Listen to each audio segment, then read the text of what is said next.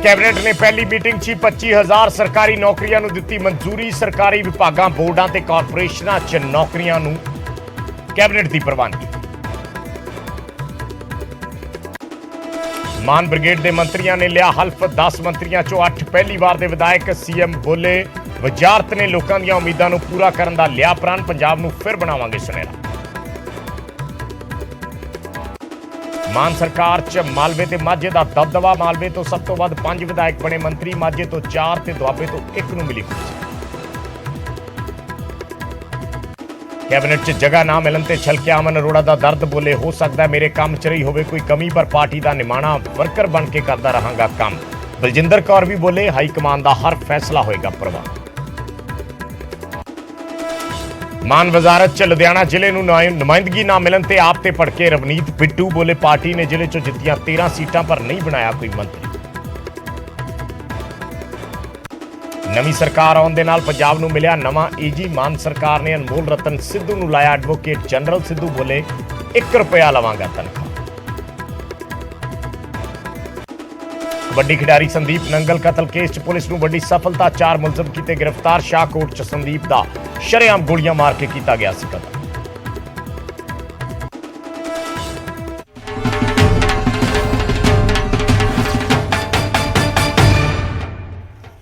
सत श्री अकाल। न्यूज़ 18 पंजाब हरियाणा हिमाचल देख रहे सारे दर्शकों का स्वागत है। मैं हाँ विजयपाल सिंह बराड़। सब तो पहला गल कैबिनेट दी। मान ब्रिगेड दी पहली कैबिनेट ते उसका पहला वड्डा फैसला यानी नौकरियां नाल जुड़िया होया। 25,000 सरकारी नौकरियां नूं मंजूरी दे दित्ती है अज भगवंत मान कैबिनेट ने। सो ये नौकरियां जड़ियां ने वख-वख विभागां बोर्डां कारपोरेशनां च होणगियां। 10,000 नौकरियां इहदे चों कल्ले पुलिस महकमे दे विच होणगियां और बाकी 15,000 नौकरियां वख-वख महकमिਆਂ ਦੇ ਵਿੱਚ ਹੋਣਗੀਆਂ। करीब अद्धा घंटा पहली कैबिनेट मीटिंग चली क्योंकि मंत्रियों ਨੂੰ पोर्टफोलियो नहीं मिले सी, इस करके ज़्यादा लंबे चौड़े एजेंडे नहीं सी मीटिंग दे। नौकरियां ते फैसला होया और अगले दिनों च असैंबली सैशन के जिहड़ा वोट ऑन अकाउंट पेश किया जाना है उसनूं मंजूरी दी गई कैबिनेट वालों। वोट ऑन अकाउंट हुंदा जदों सरकार ने पूरा बजट पेश ना करना होवे, केवल 3 महीनों के लिए एक बारी खर्चे ते आमदनी का लेखा जोखा देना होवे तां उसनूं वोट ऑन अकाउंट कहा जाता है। क्योंकि जदों नवीं सरकार सत्ता दे विच आउंदी है तां उस वेले पूरा बजट एकदम पेश नहीं किया जा सकता क्योंकि मार्च महीने दे विच सैशन हुंदा है ते बजट पेश करना हुंदा है। सो एक बारी वोट ऑन अकाउंट पेश किया जाएगा, उसनूं कैबिनेट की मंजूरी जरूरी हुंदी है। सो कैबिनेट ने वो मंजूरी दी और इस दे नाल नाल वड्डा फैसला नौकरियां नूं लैके लिया। जिवें भगवंत मान वार-वार अपनी स्पीच दे विच जिक्र करते हुंदे सी कि हरा पेन नौजवानों की भलाई लई चलेगा। सो पहली कैबिनेट दे विच हरा पेन नौजवानों की भलाई लई चलिया है। रोजगार देने का वादा सी, उस ते दस्तखत किए गए हैं। 25,000 नौकरियां का एजेंडे नूं मंजूरी दी गई है। 1 महीने के अंदर अंदर इस पूरे अमल नूं इस प्रक्रिया नूं अमल दे विच लिआंदा जावेगा और जो नोटिफिकेशन वख-वख महकमिਆਂ ਵੱਲੋਂ नौकरियां लई अर्जियां ਜਿਹੜੀਆਂ वख-वख महकमिਆਂ ਵੱਲੋਂ ਮੰਗੀਆਂ ਜਾਂਦੀਆਂ ਨੇ ਉਹ 1 ਮਹੀਨੇ ਦੇ ਅੰਦਰ ਮੰਗ ਲਈਆਂ ਜਾਣਗੀਆਂ। ਅੱਜ ਪੰਜਾਬ ਦੀ ਨਵੀਂ ਬਣੀ ਕੈਬਨਿਟ ਦੀ ਪਹਿਲੀ ਮੀਟਿੰਗ ਸੀ ਤੇ ਮੈਨੂੰ ਦੱਸਦਿਆਂ ਤੁਹਾਨੂੰ ਬਹੁਤ ਖੁਸ਼ੀ ਹੋ ਰਹੀ ਹੈ ਕਿ ਪਹਿਲੀ ਮੀਟਿੰਗ ਦੇ ਵਿੱਚ ਹੀ ਅਸੀਂ ਆਪਣਾ ਵਾਅਦਾ ਪੂਰਾ ਕੀਤਾ ਹੈ। ਹਰੇ ਰੰਗ ਦਾ ਉਹ ਪੈਨ ਪੰਜਾਬ ਦੇ ਨੌਜਵਾਨ ਮੁੰਡੇ ਕੁੜੀਆਂ ਉਹਨਾਂ ਦੇ ਹੱਕ ਚੱਲਿਆ। 25,000 ਨੌਕਰੀਆਂ 25,000 ਸਰਕਾਰੀ ਨੌਕਰੀਆਂ ਉਹਦਾ ਜਿਹੜਾ ਏਜੰਡਾ ਉਹ ਜਿਹੜਾ ਕੈਬਨਿਟ ਦੇ ਵਿੱਚ ਅੱਜ ਪਾਸ ਹੋਇਆ ਹੈ, ਜਿਹਦੇ ਵਿੱਚ 10,000 ਪੰਜਾਬ ਪੁਲਿਸ ਦੇ ਵਿੱਚ ਨੇ ਅਲੱਗ-ਅਲੱਗ ਅਹੁਦਿਆਂ ਤੇ ਅਤੇ 15,000 ਅਲੱਗ-ਅਲੱਗ ਗਵਰਨਮੈਂਟ ਦੇ ਡਿਪਾਰਟਮੈਂਟ ਬੋਰਡ ਤੇ ਕਾਰਪੋਰੇਸ਼ਨਾਂ 'ਚ ਨੇ। ਜਿੰਨੀਆਂ ਵੀ ਨੌਕਰੀਆਂ ਮਿਲਣਗੀਆਂ ਉਹ ਡਿਗਰੀ ਮੁਤਾਬਕ ਮਿਲਣਗੀਆਂ। ਜਿਹੜਾ ਜਿੰਨਾ ਪੜ੍ਹਿਆ ਹੋਇਆ ਹੈ, ਜਿਹਨੇ ਜਿੰਨੀ ਵੱਡੀ ਡਿਗਰੀ ਲਈ ਹੈ ਉਹਨੂੰ ਓਡੀ ਵੱਡੀ ਨੌਕਰੀ ਮਿਲੂ। ਕੋਈ ਭੇਦਭਾਵ ਜਾਂ ਕੋਈ ਸਿਫਾਰਿਸ਼ ਜਾਂ ਰਿਸ਼ਵਤ ਨਹੀਂ ਚੱਲੂਗੀ। ਆਮ ਆਦਮੀ ਪਾਰਟੀ ਦਾ ਇਹ ਵਾਅਦਾ ਹੈ।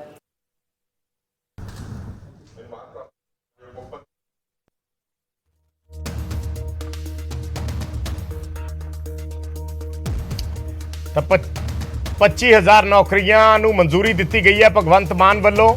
10,000 ਪੁਲਿਸ ਦੇ ਵਿੱਚ ਔਰ 15,000 ਵੱਖ-ਵੱਖ ਵਿਭਾਗਾਂ ਦੇ ਵਿੱਚ। ਅਰਵਿੰਦ ਕੇਜਰੀਵਾਲ ਵੱਲੋਂ इस फैसले की सराहना की गई है। एक ट्वीट किया गया है अरविंद केजरीवाल वालों। वो ट्वीट भी दसते हैं तुहानूं। अरविंद केजरीवाल की लिखते ने, ਬਹੁਤ ਬਹੁਤ ਵਧਾਈ ਮਾਨ ਸਾਹਿਬ। ਇਹ ਟਵੀਟ ਕੀਤਾ ਗਿਆ ਅਰਵਿੰਦ ਕੇਜਰੀਵਾਲ ਵੱਲੋਂ। ਉਹਨਾਂ ਨੇ ਕਿਹਾ ਹੈ ਕਿ ਬਹੁਤ ਬਹੁਤ ਵਧਾਈ ਮਾਨ ਸਾਹਿਬ, ਲੋਕਾਂ ਨੂੰ ਬੇहद ਖੁਸ਼ੀ ਹੋਵੇਗੀ ਕਿ ਉਹਨਾਂ ਨੇ ਸਹੀ ਸਰਕਾਰ ਚੁਣੀ ਹੈ। ਇਸ ਫੈਸਲੇ ਦੇ ਲਈ ਬਹੁਤ ਬਹੁਤ ਵਧਾਈ ਦਿੱਤੀ ਹੈ ਉਹਨਾਂ ਨੇ ਔਰ ਕਿਹਾ ਹੈ ਕਿ ਲੋਕਾਂ ਨੂੰ ਇਸ ਫੈਸਲੇ ਦੇ ਨਾਲ ਵਾਕਈ ਖੁਸ਼ੀ ਹੋਏਗੀ ਕਿ ਉਹਨਾਂ ਨੇ ਸਹੀ ਸਰਕਾਰ ਚੁਣੀ ਹੈ।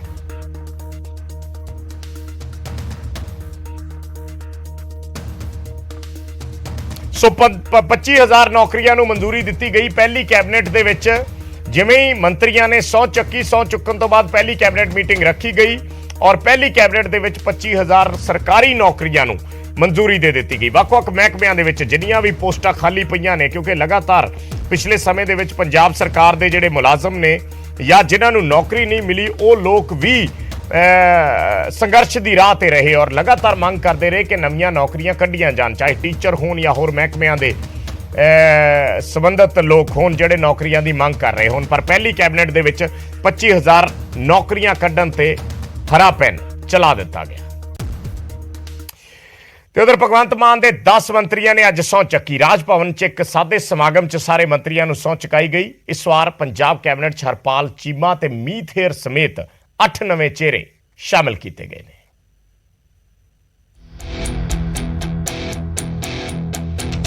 ਪੰਜਾਬ 'ਚ ਨਵੀਂ ਬਣੀ ਆਪ ਸਰਕਾਰ ਦੇ ਕੈਬਨਿਟ ਮੰਤਰੀਆਂ ਨੇ ਸਹੁੰ ਚੁੱਕ ਲਈ ਹੈ। ਜੀ ਹਾਂ, ਪੰਜਾਬ ਨੂੰ ਅਧਿਕਾਰਕ ਤੌਰ ਤੇ ਆਪਣੇ 10 ਮੰਤਰੀ ਮਿਲ ਗਏ ਨੇ। ਰਾਜਪਾਲ ਬਨਵਾਰੀ ਲਾਲ ਪੁਰੋਹਿਤ ਨੇ ਸਾਰੇ ਮੰਤਰੀਆਂ ਨੂੰ ਰਾਜ ਭਵਨ 'ਚ ਅਹੁਦੇ ਦੀ ਸਹੁੰ ਚੁਕਾਈ।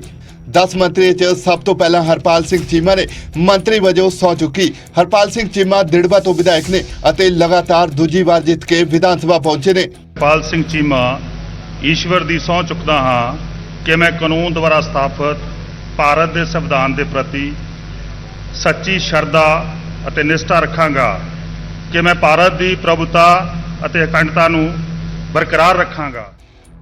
ਹਰਪਾਲ ਚੀਮਾ ਤੋਂ ਬਾਅਦ ਡਾਕਟਰ ਬਲਜੀਤ ਕੌਰ ਸਹੁੰ ਚੁੱਕਣ ਵਾਲੇ ਦੂਜੇ ਮੰਤਰੀ ਬਣੇ।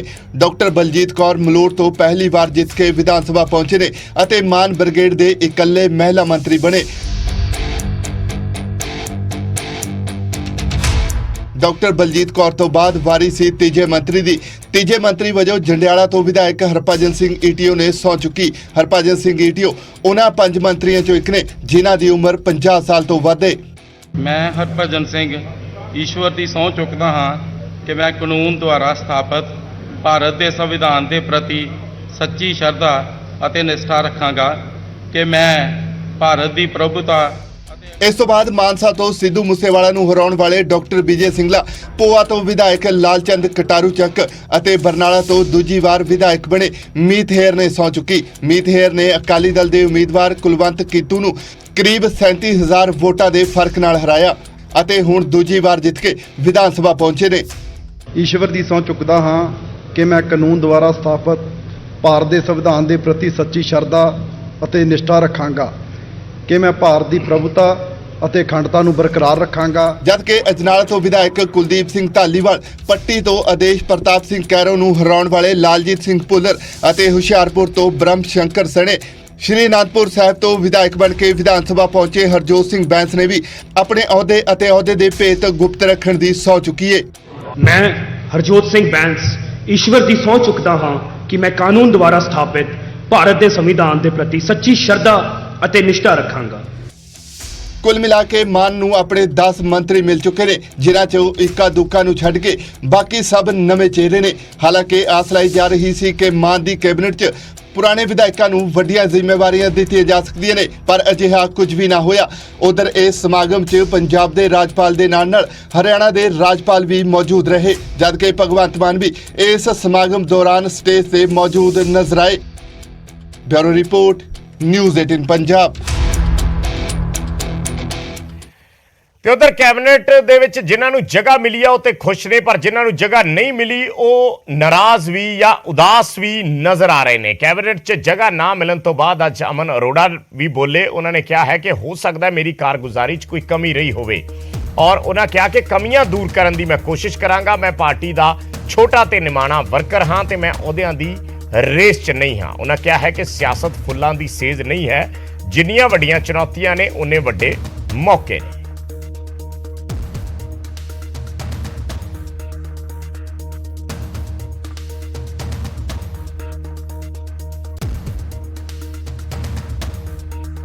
अमन जी, आज शपथ ग्रहण हुआ है, कैसे देख रहे हैं इस शपथ ग्रहण को? 10 नए मैं माननीय मुख्यमंत्री जी को और सभी कैबिनेट वजीरों को, पूरे पंजाब को मैं दिल की गहराइयों से मुबारकबाद देता हूं और उम्मीद, कामना, शुभकामनाएं देता हूं कि पंजाब मुड़ द्वारा खुशहाल और रंगला पंजाब बनेगा। अरोड़ा जी, बहुत उम्मीद थी कि अमन अरोड़ा जी का नाम होगा उस लिस्ट में, नहीं, लेकिन ये उम्मीदें और खबरें आप लोग ही चला रहे थे।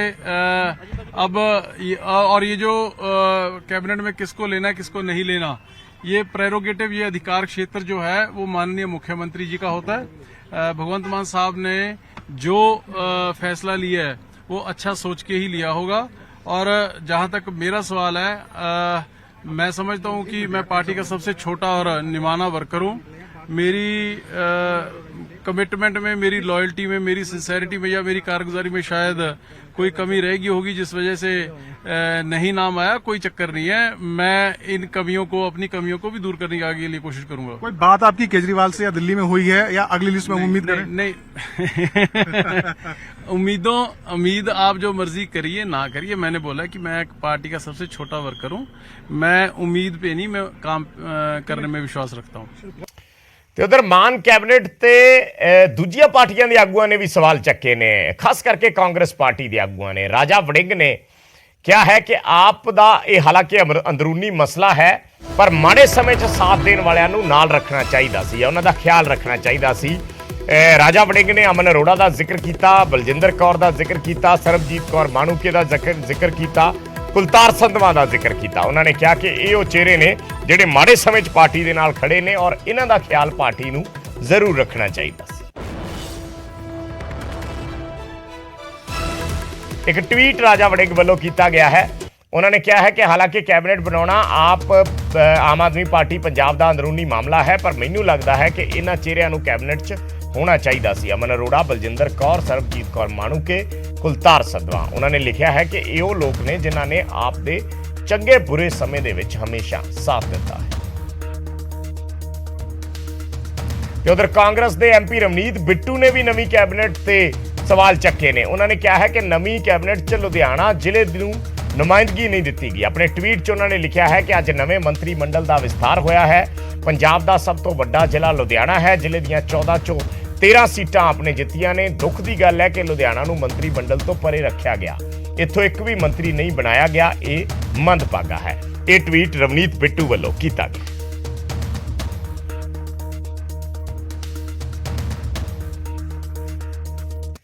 ਤੇ ਉਧਰ ਨਵੀਂ ਸਰਕਾਰ ਨੂੰ ਨਵਾਂ ਐਡਵੋਕੇਟ ਜਨਰਲ ਮਿਲ ਗਿਆ ਹੈ। ਪੰਜਾਬ ਦੇ ਨਵੇਂ ਐਡਵੋਕੇਟ ਜਨਰਲ ਬਣੇ ਨੇ ਅਨਮੋਲ ਰਤਨ ਸਿੰਘ ਸਿੱਧੂ। ਹਾਲਾਂਕਿ ਫੈਸਲਾ ਕਈ ਦਿਨ ਪਹਿਲਾਂ ਹੋ ਗਿਆ ਸੀ, ਪਰ ਨੋਟੀਫਿਕੇਸ਼ਨ ਅੱਜ ਜਾਰੀ ਹੋਇਆ, ਆਰਡਰ ਅੱਜ ਜਾਰੀ ਹੋਏ ਪੰਜਾਬ ਸਰਕਾਰ ਵੱਲੋਂ। ਤੇ ਉਸ ਤੋਂ ਬਾਅਦ ਅਨਮੋਲ ਰਤਨ ਸਿੱਧੂ ਨੇ ਆਪਣਾ ਅਹੁਦਾ ਸੰਭਾਲ ਲਿਆ। ਅਹੁਦਾ ਸੰਭਾਲਦੇ ਹੀ ਨਿਊਜ਼ 18 ਨਾਲ ਸਭ ਤੋਂ ਪਹਿਲਾਂ ਖਾਸ ਗੱਲਬਾਤ ਕੀਤੀ। ਉਹਨਾਂ ਨੇ ਕਿਹਾ ਹੈ ਕਿ ਸਾਰੀਆਂ ਚੁਣੌਤੀਆਂ ਦਾ ਮੁਕਾਬਲਾ ਕਰਾਂਗੇ, ਕਿਉਂਕਿ ਐਡਵੋਕੇਟ ਜਨਰਲ ਦੇ ਲਈ ਅੱਗੇ ਚੁਣੌਤੀਆਂ ਹੁੰਦੀਆਂ ਨੇ ਔਰ ਹਰ ਕਿਸੇ ਨੂੰ ਇਸ ਦਾ ਸਾਹਮਣਾ ਕਰਨਾ ਪੈਂਦਾ। ਸੋ ਉਹ ਵੀ ਤਿਆਰ ਨੇ।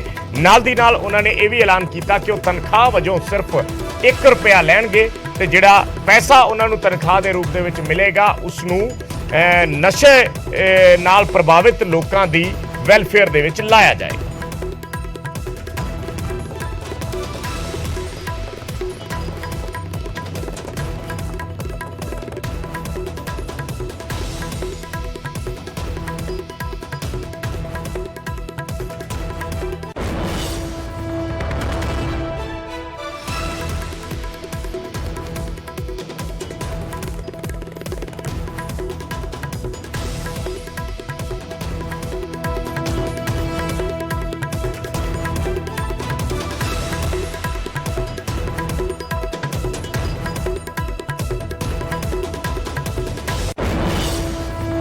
ਤੇ ਹੁਣ ਗੱਲ ਕਰਦੇ ਹਾਂ ਸੰਦੀਪ ਨੰਗਲ ਅੰਬੀਆਂ ਦੇ ਕਤਲ ਮਾਮਲੇ ਦੀ। ਜੋ ਕਬੱਡੀ ਖਿਡਾਰੀ ਜਿਸ ਦਾ ਪਿਛਲੇ ਦਿਨੀ ਕਤਲ ਹੋ ਗਿਆ ਸੀ, ਵੱਡੀ ਖਬਰ ਉਸ ਮਾਮਲੇ ਦੇ ਵਿੱਚ ਹੈ। 4 ਮੁਲਜ਼ਮਾਂ ਨੂੰ ਪੁਲਿਸ ਨੇ ਗ੍ਰਿਫਤਾਰ ਕੀਤਾ। ਚਾਰੇ ਮੁਲਜ਼ਮ ਹਿਸਟਰੀ ਸ਼ੀਟਰ ਨੇ। 3 ਵਿਦੇਸ਼ੀਆਂ ਨੂੰ ਵੀ ਇਸ ਦੇ ਵਿੱਚ ਨਾਮਜ਼ਦ ਕੀਤਾ ਗਿਆ ਹੈ। ਗ੍ਰਿਫਤਾਰ ਜਿਹੜੇ ਮੁਲਜ਼ਮ ਕੀਤੇ ਗਏ ਨੇ ਉਹਨਾਂ ਦੇ ਵਿੱਚ ਫਤਿਹ ਸਿੰਘ ਉਰਫ ਯੁਵਰਾਜ, ਕੌਸ਼ਲ ਚੌਧਰੀ, ਹਰਿਆਣਾ ਦੇ ਅਮਿਤ ਡਾਗਰ ਤੇ ਸਿਮਰਨਜੀਤ ਸਿੰਘ। ਇਹ 4 ਮੁਲਜ਼ਮ ਨੇ ਜਿਨ੍ਹਾਂ ਨੂੰ ਪੁਲਿਸ ਨੇ ਗ੍ਰਿਫਤਾਰ ਕੀਤਾ ਹੈ। ਦਰਅਸਲ ਸ਼ਾਹਕੋਟ ਦੇ ਵਿੱਚ ਇੱਕ ਕਬੱਡੀ ਟੂਰਨਾਮੈਂਟ ਦੇ ਦੌਰਾਨ ਕਤਲ ਹੋਇਆ ਸੀ ਸੰਦੀਪ ਨੰਗਲ ਦਾ। ਸੰਦੀਪ ਨੰਗਲ ਅੰਬੀਆਂ 10 ਤੋਂ ਵੱਧ ਗੋਲੀਆਂ ਮਾਰੀਆਂ ਗਈਆਂ ਸੀ। ਚੱਲਦੇ ਮੈਚ ਦੇ ਵਿੱਚ ਇੱਕਦਮ ਭਾਜੜ ਪੈ ਗਈ ਸੀ ਔਰ ਗੋਲੀਆਂ ਮਾਰ ਕੇ ਹਮਲਾਵਰ ਫਰਾਰ ਹੋ ਗਏ ਸੀ। ਸੋ ਇਸ ਦੇ ਪਿੱਛੇ ਕੌਨਸਪੀਰੇਸੀ ਕੀ ਹੈ, ਕਿੰਨਾ ਲੋਕਾਂ ਵੱਲੋਂ ਅੰਜਾਮ ਦਿੱਤਾ ਗਿਆ ਹੈ, ਉਸ ਬਾਬਤ ਪੁਲਿਸ ਨੇ ਜੇਲ੍ਹ 'ਚ ਬੰਦ ਜਿਹੜੇ ਹਿਸਟਰੀ ਸ਼ੀਟਰ ਨੇ ਉਹਨਾਂ ਨੂੰ ਵੀ ਹਿਰਾਸਤ ਦੇ ਵਿੱਚ ਲਿਆ ਹੈ ਔਰ ਕੁਝ ਹੋਰ ਨੌਜਵਾਨਾਂ ਨੂੰ ਵੀ ਪੁਲਿਸ ਨੇ ਫੜਿਆ ਹੈ। ਔਰ ਜਿੱਥੋਂ ਹਾਲਾਂਕਿ ਪੁਲਿਸ ਨੇ ਹਜੇ ਕਤਲ ਦੇ ਕਾਰਨ ਨਹੀਂ ਦੱਸੇ, ਪਰ ਇਸ ਦੇ ਵਿਦੇਸ਼ੀ ਤਾਰ ਜੁੜੇ ਦੱਸੇ ਨੇ। ਖਾਲਿਸਤਾਨੀ ਐਂਗਲ ਤੋਂ ਵੀ ਪੁਲਿਸ ਜ਼ਿਕਰ ਕਰ ਰਹੀ ਹੈ, ਗੈਂਗਸਟਰ ਐਂਗਲ ਤੋਂ ਵੀ ਪੁਲਿਸ ਜਿਹੜਾ ਹੈ ਖੰਗਾਲ ਰਹੀ ਹੈ ਇਸ ਪੂਰੇ ਮਾਮਲੇ ਨੂੰ।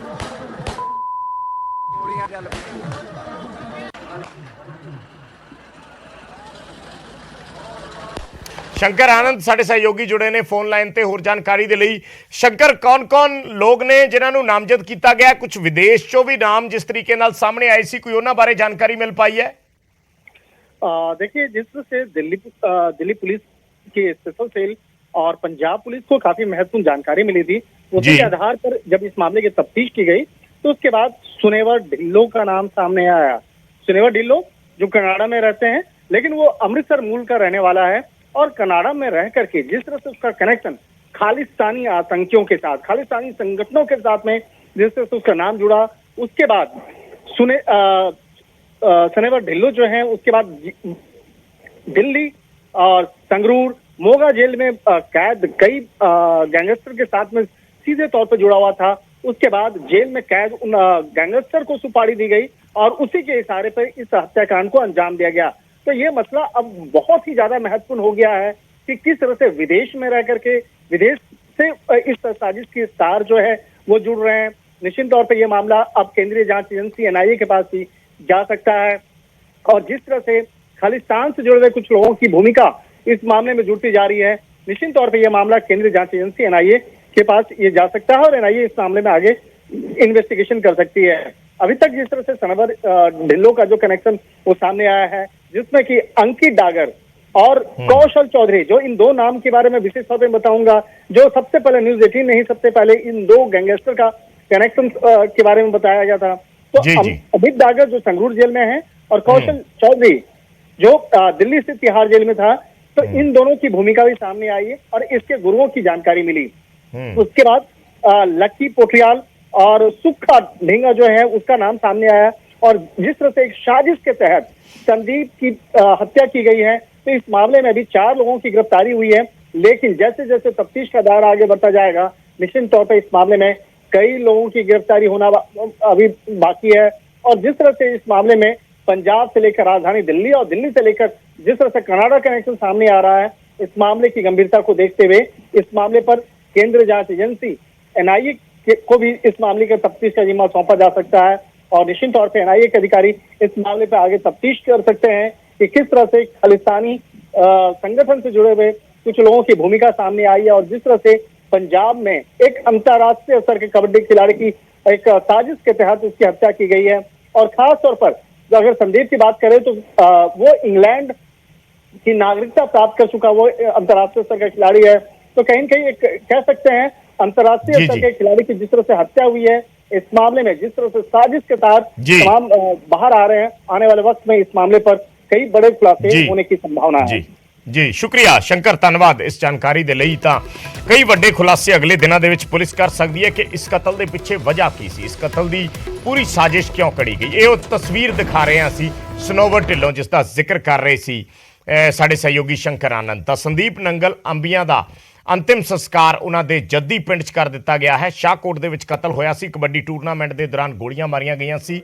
ਅੱਜ ਹੀ ਸੰਦੀਪ ਦਾ ਪੋਸਟਮਾਰਟਮ ਕੀਤਾ ਗਿਆ ਹੈ ਔਰ ਉਸ ਤੋਂ ਬਾਅਦ अंतिम संस्कार उन्होंने जद्दी पिंड च कर दिता गया। उस मौके की ये भावुक तस्वीर है कि किड्डी वड्डी गिणती दे विच पहुँच के संदीप नूं श्रद्धांजलि भेंट की गई। उन्होंने चाहण वालियां वालों ये संदीप का परिवार है, उन्होंने 2 बच्चे ने जिहड़े नज़र आ रहे हैं उन्होंने अंतिम संस्कार के मौके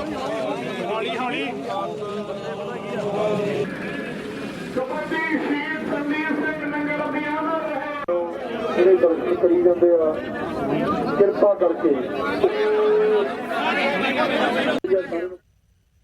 एक छोटा जिहा कमर्शियल ब्रेक, जल्द वापस होने हैं।